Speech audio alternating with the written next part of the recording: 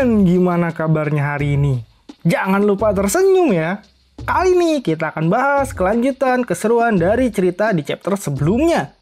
Untuk yang belum menonton chapter sebelumnya, tonton dulu ya kawan. Oh ya, terima kasih untuk kalian sudah menonton video di channel Melody Cerita. Untuk membuat channel ini berkembang, jangan lupa like dan subscribe-nya ya kawan.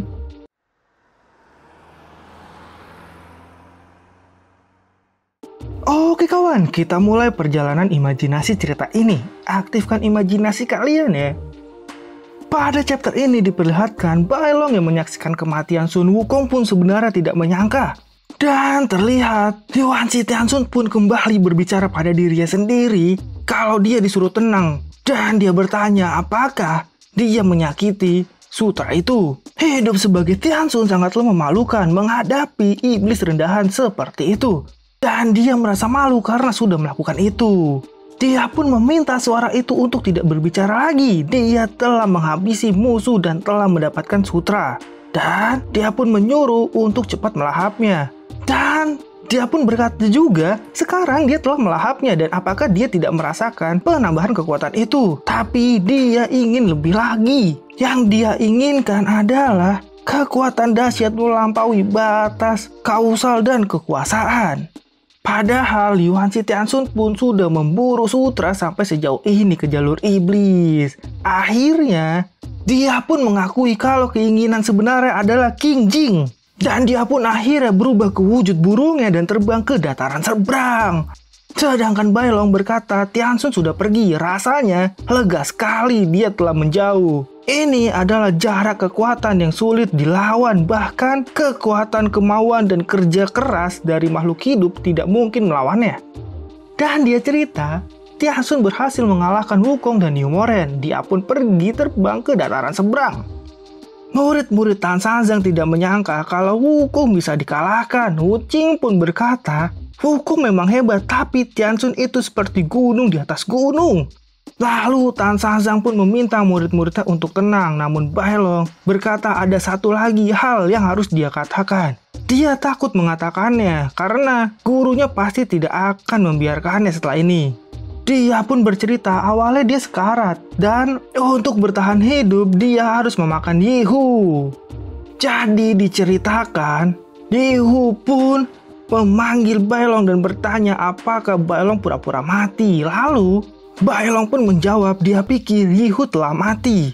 Yihu pun menjawab bagaimana dia bisa mati karena dia lebih kuat daripada Bailong. Dia pun merasa ini hanyalah luka biasa. Dan Bailong pun berkata mereka berdua telah berada di titik ini. Yihu memang lebih kuat. Dan Yihu juga bertanya apakah Bailong tidak memakan seseorang. Karena Yihu melihatnya saat bertarung kemarin, berbicaranya Bailong sangatlah lancar. Dan kekuatannya meningkat. Itu tidak akan terjadi dengan latihan dalam waktu singkat. Dan akhirnya Bailong pun berkata dia terpaksa memangsa seekor siluman yang melakukan kejahatan. Saat itu kepalanya terasa dingin dan seperti rusak sehingga dia seakan tidak sadar. Lalu Yihu pun merayu Bailong untuk memakannya juga. Karena saat ini Yihu pun juga sudah sekarat. Dia pun berkata kalau Bailong sangatlah tidak berguna. Karena Bailong lebih suka berbaring menunggu kematiannya.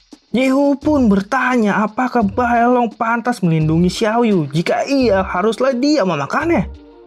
Dan akhirnya Bailong pun bangkit mendekati Yihu dan memeluknya.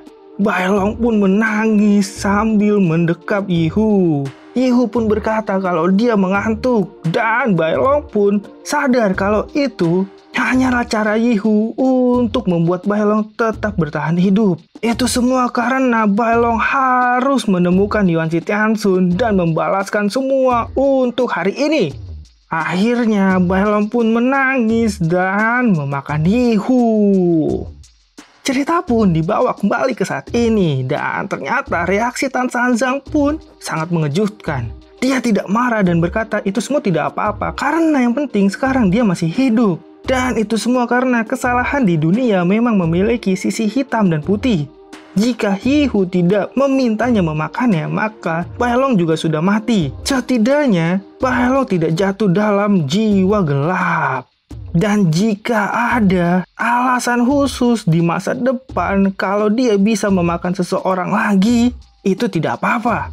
Bailong pun kaget mendengar respon gurunya. Karena sebenarnya dia baru saja melakukan dosa besar. Dan Tan Sanzang pun berkata sebenarnya dia saja masih tidak percaya kalau Wukong meninggal. Padahal dia baru dilahirkan kembali. Yihu meninggal karena melindungi Xiaoyu. Wukong pun juga begitu. Sayangnya Xiaoyu ikut meninggal juga. Namun Bailong pun tidak setuju dan dia berkata Xiaoyu mungkin belum meninggal karena dia mendengar Wukong seperti berbicara dengan seseorang saat bertarung. Yuan Shitiansun bergumam juga bahwa dia masih menyerap jiwa Xiaoyu setelah melahapnya. Mungkin Xiaoyu juga belum mati.